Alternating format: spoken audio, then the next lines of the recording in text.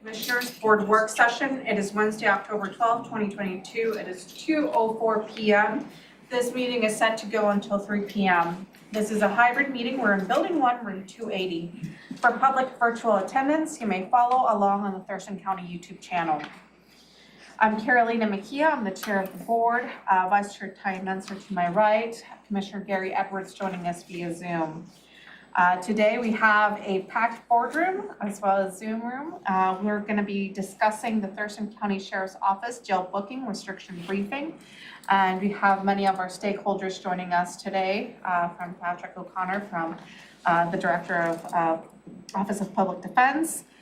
We have Kurt Harding, our Interim Director for Public Health and Social Services. We have Under Sheriff Brady joining us via Zoom. Dr. Abdulmalik, Doctor of Public County Health Officer. County Health Officer. I was like, what's the official title? And so with that, we'll go ahead and get started. We'll go ahead and do introductions of everyone in the boardroom. And with the people I missed, which is Tammy and Leah. Tammy and Leah, would you like to introduce yourself? Sure. I'm Leah Landon. I'm the Thurston County Criminal Justice Regional Program Manager. Good afternoon, Commissioners. I'm Tammy Devlin, Thurston County Risk Manager. Ramiro Chavez, County Manager.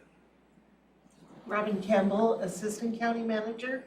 Good afternoon, Commissioners. Patrick O'Connor, Director of Public Defense. Kurt Hardin, Interim Director of Public Health and Social Services.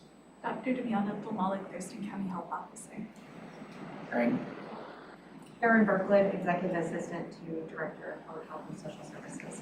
Renee Miller, Public Information Specialist, Thurston County Public Health and Social Services. Brian Dominique, Public Information Officer for the board. Jamie Cobble, Clerk on the board. Great. Okay. So Commissioner, this is an informational briefing. No decisions are expected from you today.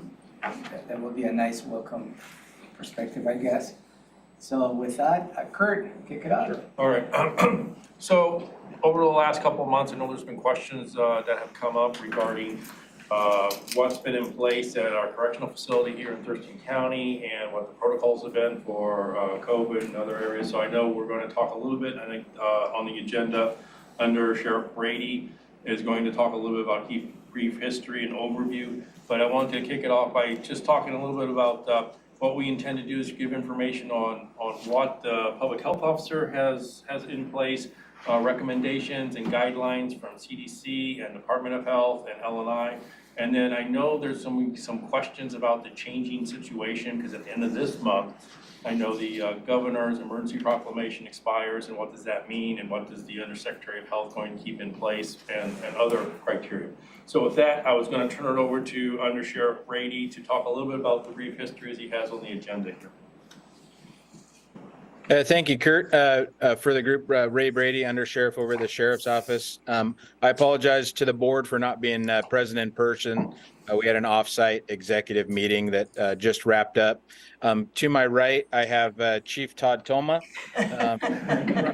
from the jail. And we also have Captain Sean Ball and Captain Andre Muldrew with us, as well as Executive Aide Tracy Gurley, who will be taking some notes for the work session. So I appreciate the board for having us for this meeting. And really the purpose is to get a lot of the information out. This has gained kind of a lot of attention recently. And so I thought it was pretty crucial to all of the stakeholders that are present in this meeting to have the same information as far as where we're at. So I'll try to cover my topics as quickly as I can. I know Kurt and Dr. A have some really important information, and then I want to make sure we have lots of time for questions. So just a brief history of where we got to where we're at today. Early in 2020, obviously with the beginning of COVID-19, we worked very collaboratively with the prosecuting attorney's office, with public defense, the courts, the health department, and other groups in the county to identify risks and concerns associated with the Thurston County Jail, and ultimately to take steps to reduce the population to protect both our staff and the inmates in the facility. Part of that was that booking restrictions were put into place, both for probable cause and warrant arrests, to try to further reduce the population within the jail. We've continuously evaluated those booking restrictions.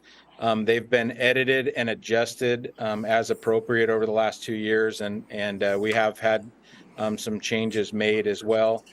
Also at that time, and again, Kurt and Dr. A will talk about it as well, but our testing process and a 72-hour quarantine period was put into place at that time. Current booking restrictions, current bookings that are allowable and have been during the entire time is all violent felonies and felony crimes against persons, as well as some mandatory bookings for DVs and DUIs, mandatory appearances per the courts. Some of the more common crimes that we have restrictions on are property crimes. The more common ones that people would recognize are theft, malicious mischief, which is property damage, and possession of stolen property. So that's kind of the overview of the current booking restrictions. I wanted to briefly touch on orders and recommendations, and certainly Dr. Abdulmalik and Director Harding can comment on these as well. So an order from the county health officer has been put in place several times during the course of the last 2 years. That the most recent order was lifted in August after our last outbreak. Those orders cover the specific steps that the jail must take during the course of an outbreak in our facility. And so those can be things like a closing of the jail, a restriction of movement from a certain area within the jail, as well as mandatory testing periods. So those are some of the orders that we have seen in that. And our staff, Chief Toma and his staff, works extremely well collaboratively with the health department and with Dr. Abdulmalik on how to best follow those orders. Those also go along with recommendations that have been put in place during the entire pandemic. And those include things that come from Dr. Abdulmalik as the county health officer, based on guidance from the State Secretary of Health, State Board of Health, and the CDC. And some of those recommendations include things along the lines of testing, quarantine periods, and really best practices for operation of a facility. I think one of the things that people get confused on is the difference between what people are expected to do in the general public versus in indoor settings. Our facility is considered a congregate care facility, as well as a correctional setting. Both of those are specifically defined by the state and by the CDC, and have separate, distinct rules that we must follow within those settings. So those recommendations are still in place. They're based off of those best practices. They're based off information from the state and the federal government from the CDC. Another area I wanted to quickly cover is really the biggest bottleneck, I would say, within our jail when it comes to bookings and booking restrictions is the design of the jail. And so just an overview of our jail. Our jail has 4 secure housing or max security units. Each one of those has 16 cells. So again, just doing some simple math here. Those 16 cells, again, there's 4 units for a total of 64 cells. If they were double occupied, that would lead to a total of 128 occupants. However, under many circumstances, those cells are required to be single occupants, whether it's violence or mental health issues or medical issues. There's a lot of reasons why those end up being single-celled units. So along with those 4 secure housing units, we have 4 large dormitories. And so that's really the big distinction from our jail. We hear a lot of comparisons of our jails to other jails in the area when it comes to booking restrictions. Our jail is somewhat unique in that we do have these 4 large dormitory housing units within our facility. It's known as a direct supervision model. And of those 4 dorms, they each hold 68 people for a total of 272 spaces. And really, that's where we have seen a significant reduction in the population of the jail, is in those dormitory settings. And that's been really specific for why we have made those decisions, is those large areas, those large gatherings where you have lots of people present. That's where really, as a facility, we're the most vulnerable for outbreaks. And so when someone comes into our facility and they have their initial testing process and they're placed on that 72-hour quarantine hold, we have 1 maximum security unit that is dedicated to performing those quarantines. And so that means we have 16 cells at any given time in order to quarantine everyone that comes into our facility for a 72-hour period. And so again, that really is kind of the bottleneck for why some of those booking restrictions are still very necessary in our jail. And the last thing I wanted to cover before I turn it over to public health is just some real high-level risk considerations. So again, my belief is, and I know that we're following the best practices for operating a facility, especially a facility of the style that we have of direct supervision. We really need to follow those best practices. We need to follow those orders, and we need to follow those recommendations in order to avoid some of those risk concerns. We've had, again, as I mentioned, a number of outbreaks over the last 2 years, and really from a risk level, it's our responsibility to our staff and to our inmates that we take those things seriously and we take steps to limit outbreaks within our facility. And I think, Chief Toma and the health department and Chief Toma's staff have done an exceptional job of mitigating and managing those outbreaks and those positive tests that we've had over the last 2 years. His entire staff, the entire facility, is still wearing masks to this day. And again, that's something that's required under there. And then again, just want to reiterate that it's our responsibility to provide the safest environment that we can within that facility. So again, I'd like to turn it over to Director Harden and Dr. Abdul-Malik for their portion of this. And then I certainly would be happy to answer questions. And I think as well as Chief Toma would be happy to answer some questions as well. Okay. Thank you, Under Sheriff Brady. I'd like to 2 points before I turn it over to Dr. Abdul-Malik. One is we've had great cooperation with the Sheriff's Department, and especially Chief Toma and his staff.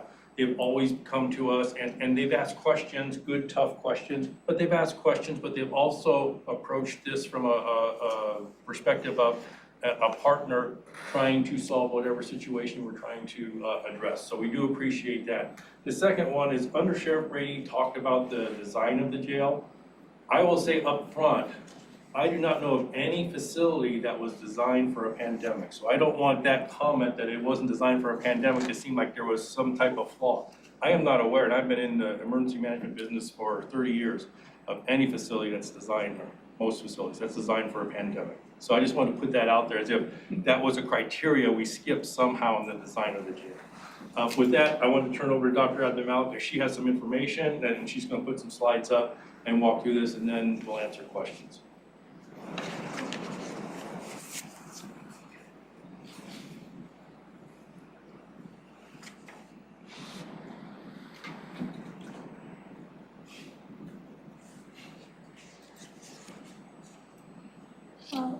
Well, first off, I want to thank everyone for being here, and I also wanted to echo what's been shared, that we've had a very, very close working relationship in terms of COVID-19 mitigation with our colleagues at the correctional facility and in the sheriff's office. I wanted to start out by sharing a little bit about what the public health role is, where the guidance comes from, talk a little bit more about the initial screening process, and then take any questions that folks may have. So in terms of the role of Thurston County Public Health and Social Services, really our mission as far as the COVID-19 response is to mitigate the spread and impacts of COVID-19 within our community. So as health officer, I'm responsible for controlling the spread of communicable diseases within Thurston County. Some of the ways that we do this is through isolation and quarantine guidance, management of outbreaks, as well as technical consultations for facilities on best practices. So, just as we work collaboratively with our colleagues at the Thurston County Correctional Facility, we also, there are other facilities that reach out to us for support with mitigation and best practices as well. So current guidelines for the Thurston County Correctional Facility, really these guidelines derive from the Centers for Disease Control and Prevention, Washington State Department of Health guidelines, as well as community of practice meetings where folks, across the state share their experience in terms of mitigating COVID-19 in specific settings. The Department of Labor and Industries has specific guidelines. And then there's the Washington State Secretary of Health's masking order that has specific guidelines for masking within correctional facilities. Additionally, there are health officer recommendations, and this really is based, these are recommendations that I make based on local conditions, so looking at COVID-19 transmission patterns. From the vantage point of health officer, we see ways that COVID-19 is spreading in our community, types of settings that may be particularly conducive. We also see, the impact of new variants. So right now, based on the most recent sequencing report, we have, BA.5 is our dominant variant in Washington State, accounting for more than 90% of sequenced samples, and this is a much more transmissible variant than the variants that we were managing earlier on in the pandemic. Additionally, we also take into account facility operations. So, how does a facility function? What's staffing like? What's the physical structure of the facility? And we take all of those things into account in terms of making a health officer recommendation on how to operationalize the guidance that comes from state and federal sources.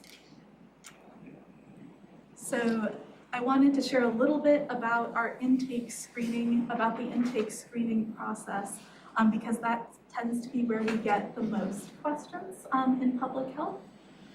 So just as has been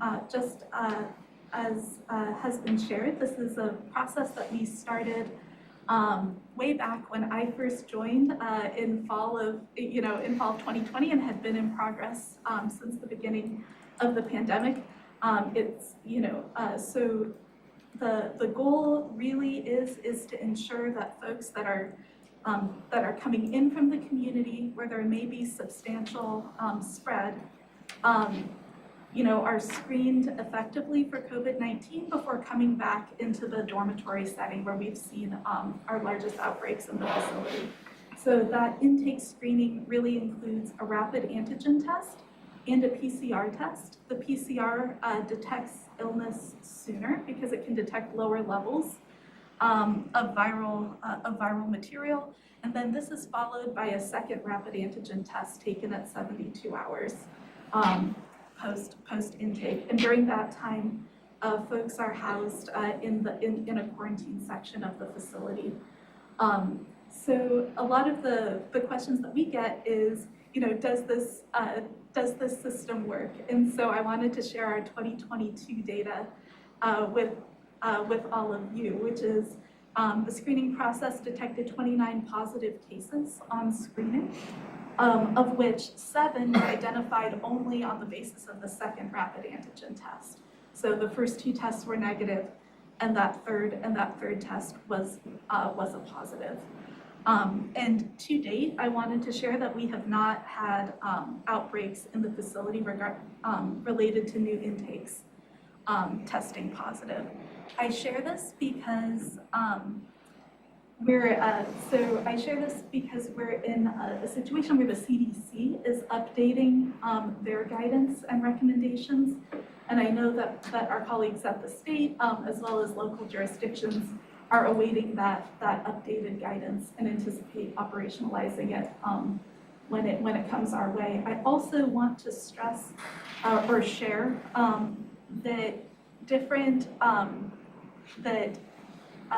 jurisdictions and different groups are going to operationalize the guidance, in different ways. So we have a 72-hour screening process. We've heard of facilities having, up to a 10-day quarantine prior to moving into a more congregate setting. But this is the process that we've developed that's worked for us thus far. So just wanted, so in summary, our role really in the COVID response is to mitigate the spread and impacts of COVID-19. And,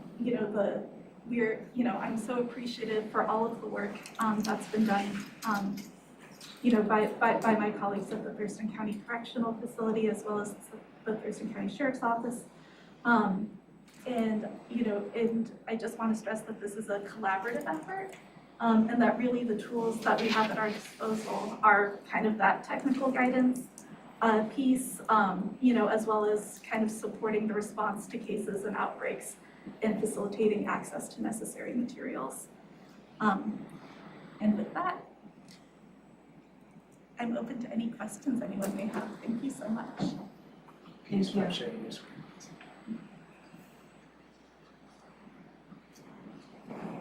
Any questions or comments?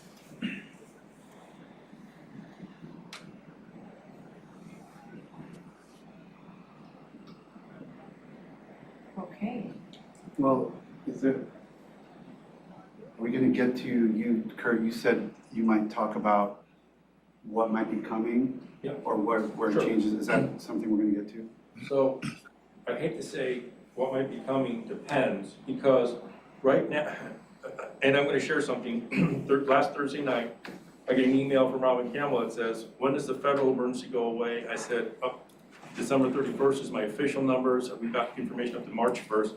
But she goes, well, then this kicks in from this piece of federal law, state law, et cetera. And so what we're finding out is that there's no central clearinghouse on what's next.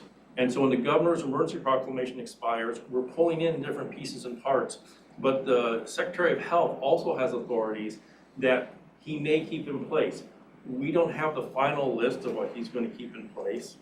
We have some ideas, but I'm reluctant to share ideas because people may grab those as if they're fact. And next thing you know, they don't become, they stay in effect, and then we have to explain why something changed. The other piece is we don't want to take the jail staff up and down, and so we're trying to wait for the next round of guidance so that we can take that, incorporate it, work with the jail staff, and incorporate how that business practice is going to result from the future. So I wanted to say that, yes, there is change coming in the future, but unfortunately, I don't have a crystal ball into what that is. But wouldn't you say that from everything I've seen, is that there's not going to be a lot of change for congregate care settings? That is what we are seeing. However, again, I'm waiting for the yes. It definitely is good, but But at the same time, we're all not seeing a lot of change. indications are. And the reason for that is congregate care, by its implied nature, is people who are required to be in a location, and therefore, it's my impression that at the state and federal level, they take more due diligence with that population to ensure their safety and their health. So that's why there may be a little more requirements in that area.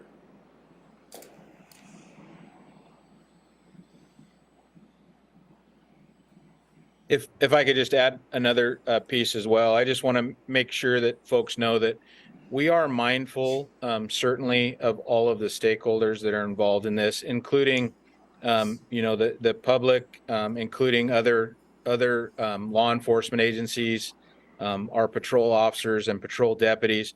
We're very mindful of that and how all of these things impact all of those different groups, and certainly. Along the way over the last 2 years, we've been very mindful to not make decisions in a vacuum. We frequently are meeting with our different stakeholders and working together to approach this from a collaborative, level. And, we are certainly having talks and considering options of when different restrictions get relaxed, whether that is at the federal, state, or local level. But I think it's also important for folks to understand that if and when those are reduced, it will definitely require a phased-in approach. And that's not just from the jail level. Certainly, we need a phased approach in the jail. Both to reduce, risk of outbreaks and the safety of our staff, but really in a more global system and in our law enforcement, our entire law and justice system. And I know Prosecutor Thunheim and Patrick O'Connor are here as well, and I know that for their offices as well as the courts. If and when some of those restrictions, we definitely need to take a phased approach because the system just really cannot handle a massive influx. We already have a massive backlog that we're dealing with. So I just want to make sure that that information is out there as well, and that folks are aware that we're working collaboratively and need to recognize all of the stakeholders in this.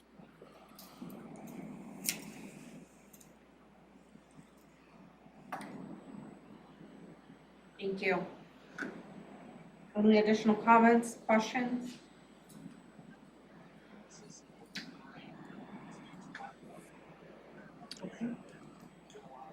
You took time. Sorry, just one last thing, if I could. I just wanted to just recognize the assistance of Leah Landon for helping to put this together. This is a very large group of individuals with very, very busy schedules. And so I just wanted to make sure and say thank you to Leah for helping to organize this. Happy to help. Thank you, Ray. Thank you, Leah. Prosecutor Thunheim? Well, and just before we wrap up, I think this is really incredibly important information for our community to know because, as you've heard, there's no facility was built for a pandemic. Our jail is among them. And I think the entire system, to kind of echo the collaborative theme here, our entire system has really worked together to try to deal with everything that's come at us. But I think it's important for the community to really understand the impact that this had on our criminal justice system, because I'm just not sure that we've been kind of flying under the radar a little bit, maybe. And it's been substantial, and the impact on the jail is one piece. Have courts shut down, basically shut down for 18 months or something like that. The backlogs that have occurred that the undersheriff mentioned. This is a substantial impact, and I think right now, unfortunately, we're also experiencing not necessarily unexpected decrease in public safety and a rise in crime. The impacts of COVID here are, we are not through it, right? It is not over. And we're still struggling with it. As far as I'm concerned, we're still struggling with it. I think the entire system is, and it's gonna take us a while to dig out of this. And I just feel like I need to say that so that we can kind of manage community expectations on what we are able to do and not able to do, and really the magnitude of the impact that this pandemic had on our ability to respond to criminal issues in this community. This could be for Under Sheriff Brady or John, but so, and please don't take my comments as minimizing all the impacts that you described, because I think I've seen them every day. But when it comes to this idea of the crime explosion, you know, the Olympian came out with an article a couple of weeks ago, and it compared 2021 to 2020. Now, of course, 2022 could be a different ballgame, but it showed that crime in unincorporated Thurston County was down. It was up in Lacey, it was down a tiny bit in Tumwater and Olympia. Certain categories were up, like violent crimes were up a bit, but property crimes and identity theft and stuff that the sheriff's office have been focused on were quite a bit down in the county. So I'm just wondering, do you guys dispute those numbers, or is it a post December 31st, 2021 phenomenon? Or is it overstated that crime's exploding? Because it's a political year, so I'm always like a little skeptical. I hear you. Okay.